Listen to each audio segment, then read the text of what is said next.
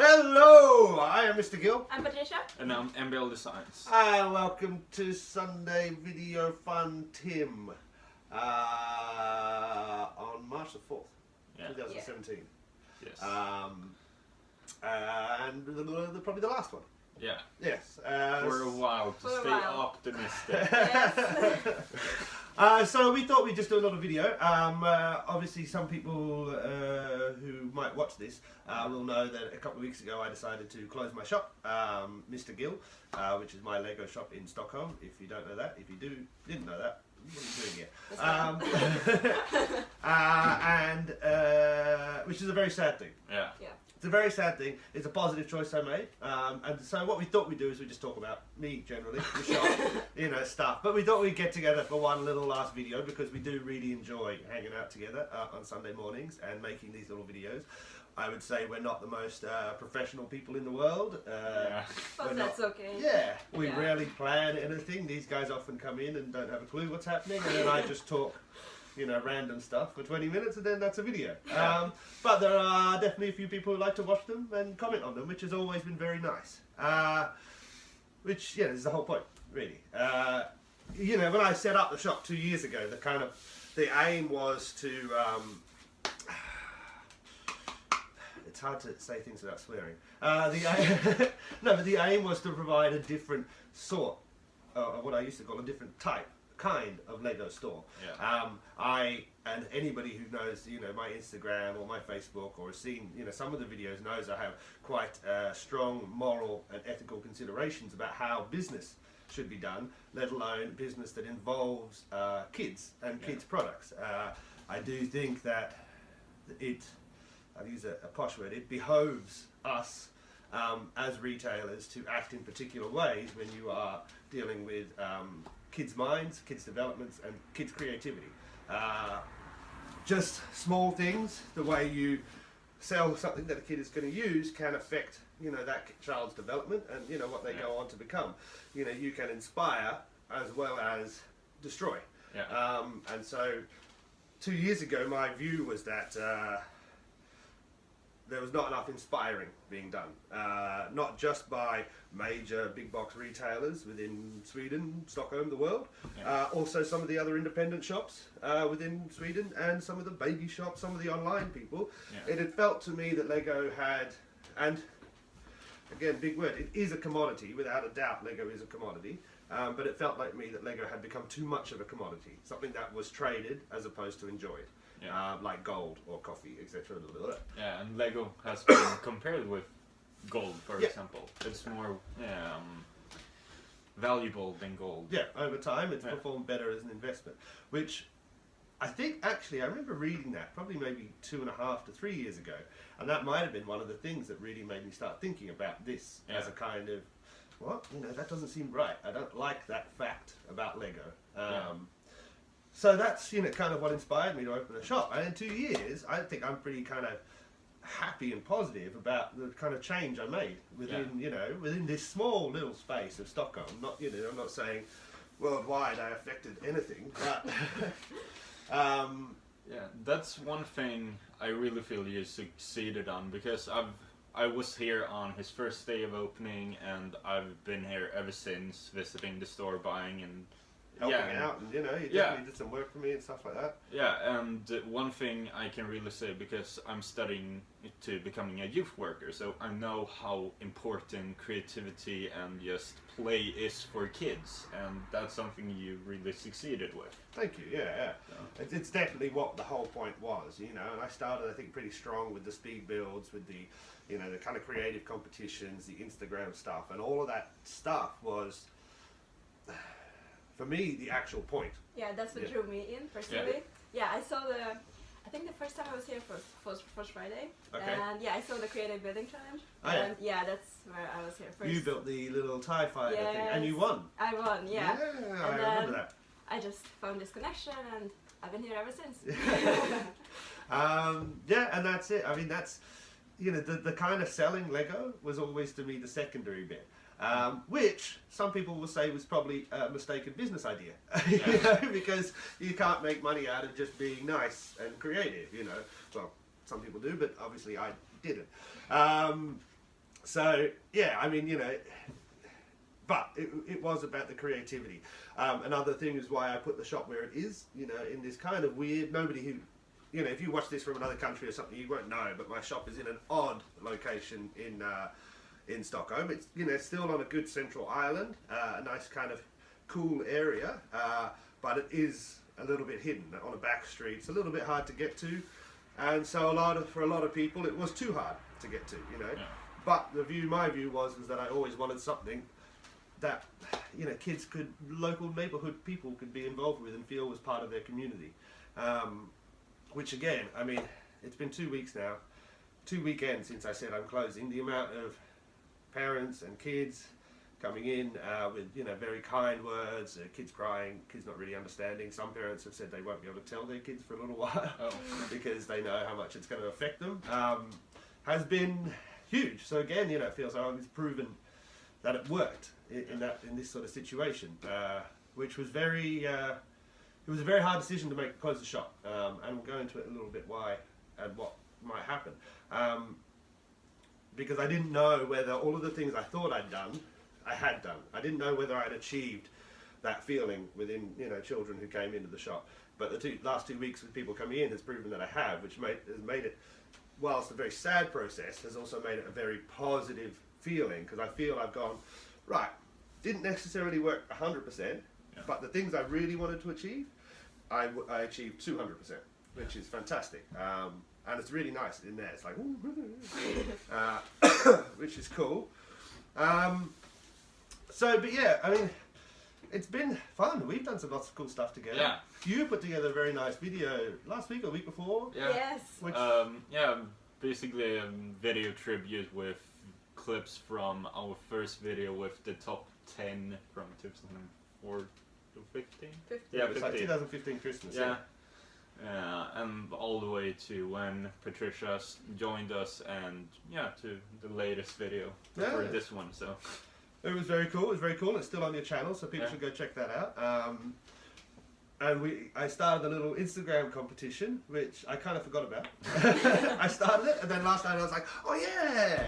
I think somebody, who was it? the Worldwide Emblands, great account on Instagram. Shout out. Great account on Instagram. I posted her entry to Show Me Your Dream, my Instagram competition at the moment. And that reminded me that I was actually running another Instagram competition. This is reason 155 why I don't make money and I'm closing my shop, because I forget things quite quickly. But yeah, so that competition actually is going to be fun. I'm going to start. I did a little post last night about it, but I think I might do a little bit more pushing on that, because that's got the potential to be quite a nice, I hate to use this word, a kind of swan song. Promote it more. Yeah, and I mean, you guys can enter. It's just that you can't vote for yourselves. Yeah. Because these guys are judging. I didn't really ask them. I never really asked anybody to do anything. I just tag them in something and say this is what's happening, and then I get messages going, oh, thanks, okay, yeah, I've got time. David's like, thanks a lot, man. Yeah, this is what I love. I love the spontaneity, so many good stuff happening. Yeah, it is. Some people call it spontaneity. Some people would call it manic weirdness. Some people would call it some form of schizophrenia, but it's all there somewhere working, and it comes to a point. So I mean, it's been fun. We've done some competitions. We've done a lot of talking about Lego, which we all three love, and I think that's the point of these videos, was just a little bit to kind of be enthusiastic about it. There's so many videos online where a guy will show you his haul. I think you do a couple of those sometimes. Yeah, sometimes. They'll go, oh, this is what I bought. It's fantastic. And that's great. That's what people feel proud of their purchases, and I respect that. But just in general, just kind of fooling around with it, saying this is good, or this has got a special figure in it, and this is why we like this one.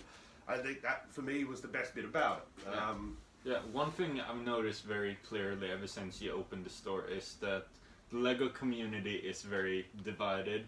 We have kids who just love building and playing and stuff like that. Then we have teenagers who take it a bit more serious. Adult fans who take it super serious and play and build stuff. But then we have those who take it too seriously, see it as something higher than anything else and can't see anything wrong with it and stuff like that. Yeah. That's, for example, why we did a top 10 worst sets Yeah. of the year, and people don't usually take the time to talk about what Lego has done wrong and Yeah. what they should improve on. Yeah, I mean, there is no love without criticism. Yeah. You know, you have to be able to look at something objectively and say this is fantastic, but this also could use improvement. Yeah. Just obsessively, you know, liking something because it is not a good thing. It's not a healthy thing, actually, in any way. You know, I love chocolate, but you've got to be good about it. Yeah. You know, 1 or 2 bars an hour is fine. And then there's cheese. Well, let's not get started on cheese. I think I ate about a kilo of cheese last week. So, we might have to stop the video soon. Oh no, people are walking. No, they're walking past. It's alright. Yeah. You never know. People are always early on a Sunday. But so we just wanted to talk about it. We've done some cool stuff. We've done some lovely stuff. Some stuff that really, I think, for me, has defined the ethos of Mr. Gill as a store. For the future, God knows. I've put on Instagram a few times. I don't really know what the plan is. Yeah. It's not necessarily anybody who knows me knows that I don't plan in any way. Reason number 269 why I have to close my shop. But I'm not good at that sort of stuff. I'm good at like ideas, and then I kind of they seem to work and happen and stuff. Like that, you know, it's just silly. But something will happen. So there's 2-3 weeks left with the shop, and then I will do something else. Whether that be another form of Mr. Gill as a bricklink, as an online portal, it could just be a fan site. You know, it's something I just talk about. I love anything really that I think would continue with how I feel about, you know, this toy. You know, this toy that, you know, I think it's fantastic. And it's so much fun. Yeah, the world's leading toy company. Yeah. For sure. Yeah. Just wish they'd calm down on the Star Wars a bit. It says close to 2 Star Wars. How many Star Wars sets this year? A lot. A lot. It's over 120. Oh, holy shit. Yeah. Impossible for somebody to like that many sets, because there's too many. They can't be all good. Yeah, that's true. I can agree with too that. much. I would rather, you know, what do you want? You want 50 scoops of shit ice cream, or do you want 2 scoops of fantastic homemade gelato? You know, it's, you know, quantity does not necessarily mean quality quantity before quantity. Yeah. So. Exactly, you know, and that's, I think, you know, my thoughts on Lego for the future. I think there's a slight losing of the way, and I think, you know, it's great that they can get every license out there and produce licensed sets, and I mean, God, some of the stuff coming from Creator this year. Hey. Yeah, sure, go for it. Let's see. Like It's close enough. No? Yeah. Kind of, we had a cut there. Yeah. As I said, customers always come in early on Sunday. Monday. It's Monday, new word, Monday. Yeah. I was talking about, you know, that in my view, Lego this year, there is a tipping point in my head. There has been some excellent stuff produced. The Creator Classic stuff coming out now is great. There's been some really nice city stuff this year, 2017 this is. But in my view, there's also been an enormous amount of other stuff which is not necessarily needed to be produced. Yeah. And I worry that, and in my view of business, and I'm not saying I'm an authority or anything, but when you produce so much, you end up with other stuff doesn't get sold. People only have so much money, they don't have all the money. So if you can't buy everything, you end up with stock that doesn't get sold. If you have stock that doesn't get sold, you then end up with discounts. If you have discounts and people basically selling and moving stuff on from person to person, you end up with a situation where you're devaluing the product itself. Yeah. So if you can buy a set for 100 crowns, that at the retail price was actually 199 crowns, what is that set worth to you? And it might not be because you want to sell it on or not, but it's because in your head, the value of Lego has dropped to 100 crowns. That, over time, creates an issue. Yeah? Devaluing a brand is a very hard thing to bring back. You know, you cannot then go, after years and years and years of low prices, the price is now this. People will not stand for it, and you'll lose market share again. So that's my kind of long-term view, and I feel, you know, knowing a little bit about the last year's trading, mostly only in Scandinavia, but other pockets of the world that I have friends in that I've talked to, that there is a form of crunch coming. Yeah. There has this is, I think, the middle of a bubble, and I feel that there is a crunch coming for Lego, and so it's slightly concerning because I like this toy. I'm not saying they're going to go out of business. You know, they've got lots of money, but something might happen.